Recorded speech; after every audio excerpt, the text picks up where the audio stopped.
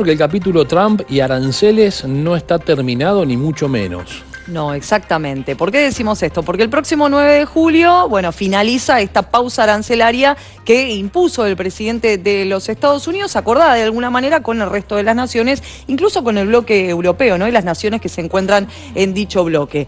Pero ahora el presidente de los Estados Unidos dijo que va a imponer un nuevo esquema de aranceles. Voy a enviarle una carta a cada uno de los países, les voy a comunicar cuál es mi decisión y en todo caso tendrán que aceptar o definitivamente se van a quedar sin poder comercial con los Estados Unidos. Han sido palabras más, palabras menos las últimas expresiones del presidente de los Estados Unidos, que vuelve a agitar los mercados en el sentido de la advertencia de que habrá nuevos aranceles. Ningún capítulo ha concluido. ¿Por qué decimos esto? Bueno, porque venimos de una semana donde han avanzado, reconocido por el propio Trump, las conversaciones y el principio de acuerdo entre Estados Unidos y China, es decir, las dos principales economías del mundo. Terminado esto, Trump advierte de que va a haber nuevos aranceles. Incluso esto lo podría anunciar antes del propio 9 de julio. Exactamente. Y el secretario del Tesoro de los Estados Unidos, Scott Bessent, dijo también en las últimas horas, sumándose a este anuncio del presidente norteamericano, que van a ser un poco más contemplativos con aquellas naciones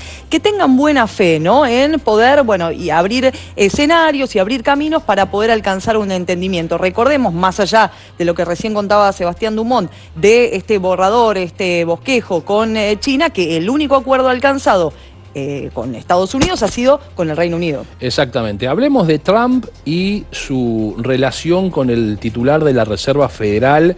Estamos hablando de Jeremy Powell. La semana que viene es una semana importante en ese sentido porque se reúne la Reserva Federal y va a tomar una decisión en cuanto a si modifica la tasa de referencia, el tipo de interés. ¿Qué es lo que quiere Trump? Lo venimos contando habitualmente porque además él se encarga de decirlo en sus redes sociales, de enojarse, de tener palabras incluso hasta con cierto grado de agravio hacia el titular de la Reserva Federal. Hoy lo llamó, utilizó un término que traducido al castellano es el tonto de Powell, en referencia al titular de la Reserva Federal de los Estados Unidos, porque lo que quiere es que baje las tasas de interés. Y todas las señales que da la Reserva Federal van en sentido contrario, no para aumentar las tasas, pero sí para seguir manteniendo el actual nivel. Sí, también en las últimas horas el presidente de los Estados Unidos descartó esta posibilidad que había trascendido y se había rumoreado en los últimos días de alguna manera dejarlo de lado, echarlo a Jerome Powell, al presidente de la Reserva Federal, quien, recordemos, su mandato finaliza el próximo año. Habló también sobre este tema el secretario del Tesoro de los Estados Unidos y recordemos que se había dado una reunión entre el presidente norteamericano y el mandatario de la Reserva Federal, esto en la Casa Blanca hace 15 días aproximadamente, una reunión muy positiva que más allá de las palabras del presidente de los Estados Unidos, Jerome Powell dijo: nosotros mantenemos y yo voy a seguir sosteniendo la independencia que tiene la Fed. Trump dijo: estamos gastando $600.000 millones anuales por culpa de un tonto que está ahí sentado diciendo no hay motivos para reducir la tasa de interés. Esta fue la frase que utilizó el presidente de los Estados Unidos en su escalada con Jeremy Powell, poniéndole presión a la Reserva Federal porque, reitero, la semana que viene tiene que reunirse para evaluar qué determinación va a tomar y cuál va a ser el paso a seguir después de que la economía de los Estados Unidos tuviera esta semana algunos indicadores en el sentido de que sigue siendo vigorosa más allá de los aranceles. Hoy, ¿saben quién hizo declaraciones? La ex titular del Tesoro americano, la mujer que estaba a cargo de esa oficina durante el gobierno de Biden, diciendo que todavía los efectos de los aranceles de Trump no se han visto en la inflación, pero que probablemente la inflación de los Estados Unidos tienda a estar más cerca de 3 que de 2% cuando termine el año. Sí, Janet Yellen. Exactamente, sí. Me había olvidado el nombre. Yo también, por eso, pero me lo recordé en un microsegundo. ¿Vamos a ver el movimiento de los mercados? Vamos. Vamos a ver qué pasó entonces con las bolsas. En primer lugar, en el continente americano. Y comenzando en Brasil con el Bovespa, 0,49% arriba. El IPC en México, 0,11% en alza. Bueno, en Argentina el Merval hoy retomó su camino alcista, fue 0,76% la suba. En Chile el IPSA cayó 0,61%. Nos vamos a Perú para compartir Lima Aira, que subió 0,26%, y en el caso del Colcap en Colombia descendió 0,63. Vamos a compartir lo que sucedió en Venezuela con el IBC de Caracas, que cayó 0,7%. Y ya en los Estados Unidos, hoy los mercados reaccionaron todos en positivo. El Dow Jones cerró en alza 0,24%. El Nasdaq 0,24% arriba, el mismo porcentaje para el panel que engloba las empresas tecnológicas.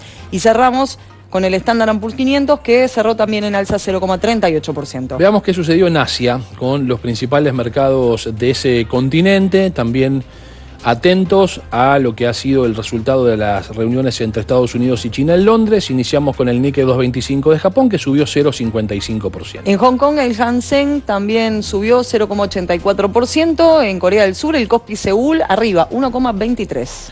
Vemos que el índice Shanghái, allí ya en China, subió levemente, apenas les diría, 0,01%, mientras que otro de los índices bursátiles chinos, como el A50, cerró con una baja del 0,25%. Y vamos a compartir ahora qué sucedió en Europa. Para finalizar, el IBEX 35 en España, 0,32% a la baja. Principal índice de la Bolsa de Londres, hoy subió. Allí en Inglaterra, 0,23%. En Alemania, ya vamos a hablar de la economía alemana, tenemos una nota al respecto. Hoy la bolsa allí cayó 0,74%. Nos vamos a Francia, el CAC 40 descendió 0,14% y en Italia el MIB 0,58% a la baja. Vemos en Suiza el SMI que cerró en alza, levemente 0,06%, mientras que en Holanda el AEX 25 concluyó con una baja del 0,54%. Nos quedamos en Europa porque hizo declaraciones el ex titular de la Comisión Europea, el de Asuntos Exteriores de la Unión Europea, Josep Borrell, exfuncionario de Felipe González, por ejemplo, en el gobierno de España. Es una declaración vinculada a la situación de defensa y a la intención que hay que los países que integran la OTAN eleven su presupuesto en defensa al 5% del Producto Bruto, pero que también tiene una connotación económica porque esa elevación del gasto alguien la tiene que financiar. Bueno, ahí lo que estamos viendo en el graph, como dice, no cumple con el pedido de los Estados Unidos, porque esto lo viene manifestando y lo viene sosteniendo el presidente norteamericano prácticamente desde que estaba en campaña electoral, y una vez que asumió, bueno, lo mantuvo con mucha más fuerza. Este pedido de aumentar el gasto en un 5%, algo que también dijo en los últimos días Mark Rutte, que es el secretario general de la OTAN. Y planteó un desafío para Europa, Borrell, recordando que ya no estamos, dijo, en tiempos de la Guerra Fría, donde incluso Estados Unidos nos garantizaba a los europeos la seguridad. Estados Unidos está dispuesto a retirarse de ese rol, o por lo menos a menguar su rol de gendarme en el mundo y en este caso en Europa, y entonces se preguntó Borrell si Europa iba a ser capaz de poder defenderse por sí misma, y este es uno de los planteos a modo de desafío que ha hecho el ex funcionario de la Unión Europea. Sí, dijo que ya desde hace mucho tiempo Europa debe ser mucho más independiente, más autónoma y no depender tanto, ¿no?, de otras naciones, o hablando puntualmente de Europa no como el bloque, la Unión Europea. Antes de meternos en la economía argentina, les habíamos dicho recién que teníamos información del rumbo de la economía alemana, que no está dando los mejores indicios. Aquí lo explicamos. CDE lanza un mensaje claro a Alemania. Necesita acelerar reformas estructurales para salir del estancamiento económico que arrastra desde hace una década, ahora agravado por la crisis energética tras la invasión rusa de Ucrania. El secretario general del organismo, Matthias Cormann, ha recordado en Berlín que el PIB per cápita alemán está estancado desde hace 8 años. A pesar de seguir siendo la tercera economía mundial, Alemania no crece al ritmo esperado. Según las previsiones, el PIB aumentará apenas un 0,4% este año y un 1,2% en 2026. Cormann ha señalado que el nuevo gobierno alemán y el aumento de los salarios reales podrían dar un impulso al consumo, pero advierte hay que invertir más, reducir la burocracia y fomentar la competitividad. También ha alertado sobre el envejecimiento de la población, que podría elevar el gasto en pensiones y sanidad al 25% del presupuesto en 2045. Por ello, pide retrasar la jubilación anticipada y alargar la vida laboral. Además, insta a combatir la falta de mano de obra cualificada. El 36% de las empresas tiene dificultades para contratar y un alto porcentaje de mujeres trabaja a tiempo parcial. La solución pasa, dice la OCDE, por incentivar la participación femenina, facilitar la inmigración y mejorar la formación. Por su parte, la ministra de Economía ha valorado positivamente el informe y ha asegurado que muchas de las recomendaciones ya están en la agenda del Ejecutivo alemán. Ahora sí, nos introducimos en los datos de la economía argentina para ver en pantalla, Ornella, cuál es el nivel de las reservas brutas que tiene el Banco Central argentino al día de hoy, 38.622 millones de dólares. Vamos a compartir ahora las tasas, la tasa de política monetaria aquí en nuestro país, la efectiva anual y la nominal anual, que se mantienen en el 29% y en el 33,63% respectivamente. En un día importante donde se conoció el dato de la inflación de mayo, 1,5%, la más baja en los últimos 5 años de la Argentina. Veamos a continuación el índice UVA y el índice SER, que también siguen la evolución de la inflación, esto es importante. El índice UVA 1.503,45, el índice SER 595,87. Vamos a ver los bonos. El AL 30, el TX25 y el TX26, el AL 30 en dólares, $68.47 de dólar, subió en su variación 0,07%. Bueno, bonos que también ajustan por inflación, el TX25 en pesos cayó 0,24%, 1.232,50, no hubo cambios. En el TX26 operó en 1.458 pesos. Vamos a compartir el Merval, las acciones de las empresas que cotizan allí en la Bolsa de Buenos Aires. Y empezamos observando Celulosa Argentina, que cayó 2,28%. También cayeron los papeles de Ledesma, 1,77%. En cambio, los de Aluar subieron 0,44%. Seguimos. Las acciones del Banco Francés subieron 4,06%. En el caso del Banco Macro, sus acciones subieron un 0,32%. 1,8%, bolsas y mercados de Argentina arriba. Central Puerto con una suba del 2,38%. Los papeles de Sociedad Comercial El Plata subieron 1,22%, en alza Cresud 1,54%. Observamos que en el caso de Edenor, hoy en el Merval cayó 0,27%, mientras que no hubo cambios en las acciones del Grupo Financiero Galicia. Las acciones de IRSA cayeron 0,59%, en alza Loma Negra 2,79%. Observamos Metrogas y una caída del 0,23%, mientras que Pampa Energía subió 0,55%. Las acciones del Grupo Superviel subieron 0,70%, en alza Telecom Argentina 1,31%. Caída para Transportadora Gas del Norte del 0,77%, suba para Transportadora Gas del Sur del 4,1%.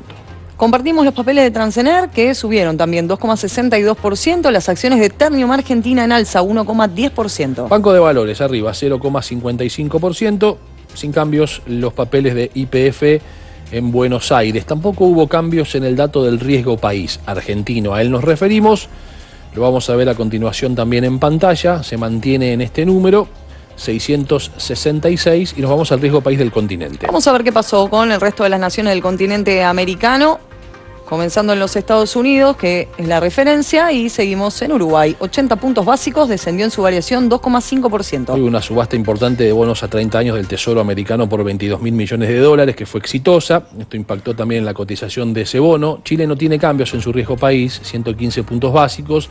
Perú 151, bajó 1,2%. Nos vamos a Paraguay, 160 puntos sin cambios. Guatemala, 182 puntos básicos, descendió 4,2%. Costa Rica en alza 1,5%, su riesgo país 200 puntos, Brasil 211 puntos, subió 2,5%. República Dominicana 212 puntos, descendió 0,8%. En el caso de Panamá 268 puntos básicos, una baja del 3,5%. Baja también para el riesgo país de México, 287 puntos básicos, fue del 4,2% la retracción, mientras que Honduras tuvo una suba del 2,5%, ubicándose en 337 puntos básicos. Vamos a Colombia, 352 puntos, subió en su variación 0,5%. El Salvador 402 puntos básicos, descendió 0,3%. Sin cambios, como decíamos en Argentina, Ecuador 887 puntos básicos, una baja del 2,1%. Y finalizamos compartiendo lo que sucedió en Bolivia con el riesgo país, 1983 puntos, subió 1,1%, y Venezuela 17.258 sin cambios. Vamos a ver Argentina y sus empresas que operan en los Estados Unidos, allí en Wall Street. con una rueda donde mayormente ha habido números en verde. Banco francés, 4,6% arriba. Central Puerto subió también 2,3%, en el caso de Cresud, ascenso del 2,6%. Mientras que los papeles de Despegar subieron 0,2%, al igual que los de Edenor. Las acciones de Grupo Financiero Galicia cayeron 0,1%. En el caso de Globant, descenso del 2,8%. Los papeles de IRSA en Nueva York subieron 1,1%, también subieron los de Loma Negra, en este caso 2,2%. Mercado Libre, 0,8% a la baja. Pampa de Energía subió 0,9%. Vemos el Banco Superville y una suba del 1,6%. Telecom y una alza del 2,6%. Los papeles de Transportadora Gas del Sur subieron 1,8%. En el caso de Tenaris, registró una baja del 0,6%. Ternium también cayó en la rueda del día de hoy, 0,4%, e YPF anotó una baja del 0,8%. ¿Nos quedamos en Wall Street? Nos quedamos, pero en este caso para compartir las empresas tecnológicas que cotizan allí en los Estados Unidos. Disney cayó 0,7%. Amazon en alza 0,1%, Microsoft también subiendo en la rueda 1,3%. Los papeles de AT&T cayeron 0,2%, las acciones de Apple en alza 0,2%. Mientras que las de Meta cayeron 0,1% y las de Nvidia subieron 1,5%. Los papeles de Netflix cayeron 0,4%, en baja también Google 0,9%. Observamos el caso de Zoom con una caída del 0,9%, Tesla en baja 2,2%. Las acciones de Coinbase descendieron 3,8% y Nubank registró una baja también del 5,9%. Vamos a compartir, Ornella, en pantalla cómo ha cerrado el dólar aquí en la República Argentina, el segmento oficial de la divisa norteamericana. No hay cambios. No hay cambios. Vamos a ver entonces la cotización, 1.200 pesos para el oficial, sin cambios en su variación, como lo decíamos recién. Tampoco la hubo, si no se modifica el oficial, tampoco hay cambios en el dólar turista, que operó en 1.560 pesos. Hablando de dólares, ya no de los dólares aquí en la Argentina, sino de los dólares que le significan a los Estados Unidos las políticas arancelarias de Trump en cuanto a ingresos aduaneros y también reducción del déficit comercial a partir de sus exportaciones y de la caída de las importaciones. Bueno, ese era el principal objetivo que tenía el presidente de los Estados Unidos, porque la idea era poder balancear, valga la redundancia, la balanza comercial, ¿no? Porque él hablaba de un desequilibrio. Y esos ingresos aduaneros de Estados Unidos alcanzaron un récord histórico si hablamos y tomamos los datos del mes de mayo.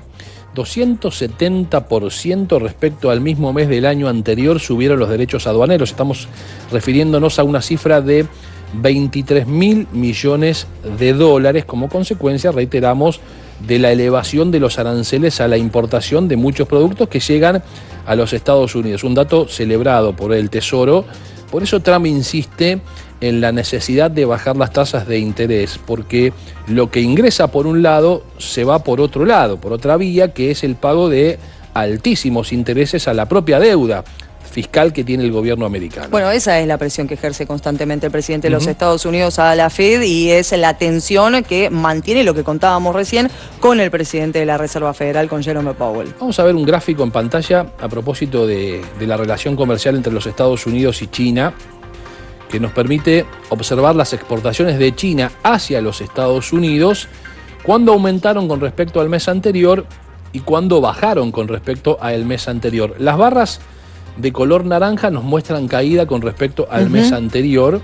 Sí. Y aquí lo estamos viendo en el último caso, ¿no? Tomando el mes de mayo de este año, la caída de las exportaciones de China hacia los Estados Unidos mostraron que fue de 28.800 millones de dólares. Sí, las barras en color celeste muestran el aumento respecto al mes anterior.